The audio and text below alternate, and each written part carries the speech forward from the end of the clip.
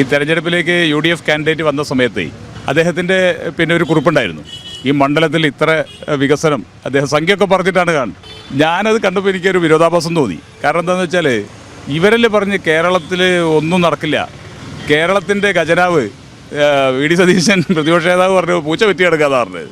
അങ്ങനെ പൂച്ച പെറ്റി കിടക്കുന്ന ഒരു ഖജനാവ് ആണ് കേരളത്തിലെങ്കിൽ എങ്ങനെ ഇടതുപക്ഷ ജനാധിപത്യ മുന്നണി ഗവൺമെൻറ്റിൻ്റെ കീഴിൽ നിന്നുകൊണ്ട് ഇദ്ദേഹത്തിന് ഈ മണ്ഡലത്തിൽ ഇതൊക്കെ ചെയ്യാൻ കഴിഞ്ഞത്?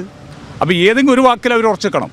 ഒന്നുകിൽ കേരളം സാമ്പത്തികമായി പ്രതിസന്ധിയിലാണെന്ന് പറയണം, അല്ല കേരളത്തിൽ ഈ അദ്ദേഹത്തിൻ്റെ മണ്ഡലത്തിൽ ഉൾപ്പെടെ ഈ വികസന പ്രവർത്തനങ്ങൾ നടന്നിട്ടുണ്ട് എന്നവർ സമ്മതിച്ചാൽ കേരളത്തിലെ സാമ്പത്തിക സ്ഥിരത ഭദ്രമാണ് എന്നും കേരളത്തെ കാത്തു സൂക്ഷിക്കാൻ ഇടതുപക്ഷ ജനാധിപത്യ മുന്നണിക്ക് കഴിയുമെന്നുമുള്ള ആ വസ്തുത അവർ അംഗീകരിക്കണം. ഏതായാലും UDF ജനപ്രതിനിധിയായി ആവാൻ ആഗ്രഹിച്ച് മത്സരരംഗത്തേക്ക് വന്നിട്ടുള്ള ആൾ ഒരു കാര്യം സംഭവിച്ചിട്ടുണ്ട്: കേരളം സാമ്പത്തികമായി ഭദ്രമാണ്. അദ്ദേഹം തന്നെ കഴിഞ്ഞ ദിവസം ഒരു മാസം മുന്നേ അദ്ദേഹത്തിൻ്റെ മുഖപത്രത്തിൽ എഴുതിയ ഒരു ലേഖനമുണ്ട്. ആ ലേഖനത്തിനകത്ത് കേരളത്തിലെ സാമ്പത്തിക ഘടനയെക്കുറിച്ചാണ് പറഞ്ഞത്. അതിന് നേരെ വിരുദ്ധമായാണ് ഇപ്പോൾ അദ്ദേഹം ഈ പറഞ്ഞിട്ടുള്ള കാര്യം. അതിൽ പറഞ്ഞത് കേരളം തകർച്ചയിലാണെന്നാണ്. ഒരു വലിയ ലേഖന. അതിൻ്റെ മുഖപത്രത്തിനകത്ത് അവരുടെ ഫ്രണ്ട് പേജിൽ അവരുടെ ഈ ലേഖനങ്ങൾ വരുന്ന മുഖപേജുണ്ട്, അവരുടെ ആമുഖം. അതിനകത്ത് അദ്ദേഹത്തിൻ്റെ സ്റ്റേറ്റ്മെൻറ്റാണ്. അതിൽ അദ്ദേഹം പറഞ്ഞു കേരളം കഴിഞ്ഞു പണിയെന്നാണ്. ഇപ്പം പറയുന്നത് അദ്ദേഹത്തിൻ്റെ മണ്ഡലത്തിൽ മാത്രം വലിയ വികസനം നടന്നതാണ്. പക്ഷെ ഞങ്ങൾക്ക് പറയാനുള്ളത് കേരളം സാമ്പത്തികമായി ഭദ്രമാണ്, കേരളത്തിൻ്റെ സാമ്പത്തിക ഘടന ഭദ്രമാണ്. അത് കേന്ദ്ര സഹായത്തോടെയല്ല. കേരളത്തിലെ ഇടതുപക്ഷ ജനാധിപത്യ മുന്നണി റവന്യൂ വരുമാനത്തിന് പുറത്ത് സമാന്തരമായി ഒരു വരുമാന സമ്പത്ത് കണ്ടെത്തുന്നതിനുള്ള മാർഗ്ഗം, അതാണ് കിഫ്ബി. ഇവരതിനെപ്പറ്റി മലർപ്പൊടിക്കാരൻ്റെ സ്വപ്നം എന്നൊക്കെ പറഞ്ഞവരാണ് ഇവരൊക്കെ. അതുപയോഗിച്ചുകൊണ്ടുള്ള വികസനത്തിനപ്പുറം കോട്ടക്കൽ മണ്ഡലത്തിൽ ഇദ്ദേഹത്തിന് എന്ത് ചെയ്യാൻ കഴിഞ്ഞു? ഞങ്ങളുടെ ചോദ്യം അതാണ്. കിഫ്ബിയിലൂടെ കേരളത്തിലെ ഗവൺമെൻറ് ചെയ്തതിനപ്പുറത്തേക്ക് ഏതെങ്കിലും ഒന്ന് പറയട്ടെ. ഒരു സർക്കാർ കോളേജ് കൊണ്ടുവന്നോ? കാലങ്ങളായി കുറ്റിപ്പുറത്തേര് ചോദിച്ചുകൊണ്ടിരിക്കുന്നുണ്ട്. നമ്മുടെ പോളിടെക്നിക്ക് കൊണ്ടുവന്നോ? ഒരു പ്രൊഫഷണൽ വിദ്യാഭ്യാസ സ്ഥാപനം കൊണ്ടുവന്നോ?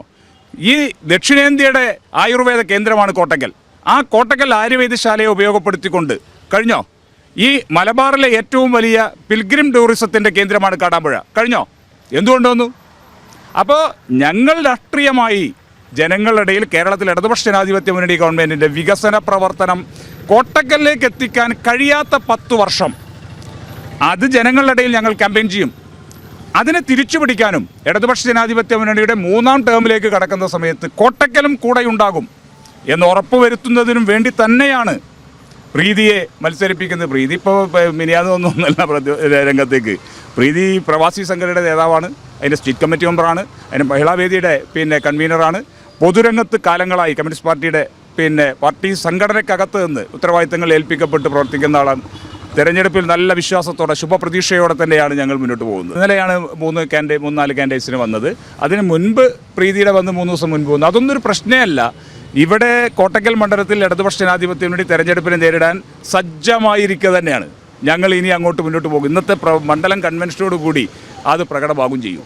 അപ്പോൾ ഇവിടെ മണ്ഡലം രൂപീകരിച്ചത് മുതൽ മത്സരിച്ചിരുന്നത് ഇടതുപക്ഷ ജനാധിപത്യ മുന്നണിയിലെ പ്രധാനപ്പെട്ട ഘടകകക്ഷിയായ NCP ആണ്. അപ്പോൾ അത് മണ്ഡലം അങ്ങോട്ടും ഇങ്ങോട്ടും മാറാൻ വേണ്ടി ഒരു ആലോചന നടത്തിയപ്പോൾ അത് തീരുമാനമാകാൻ വേണ്ടിയാണ് ഞങ്ങൾ വെയിറ്റ് ചെയ്തത്. തീരുമാനമായി.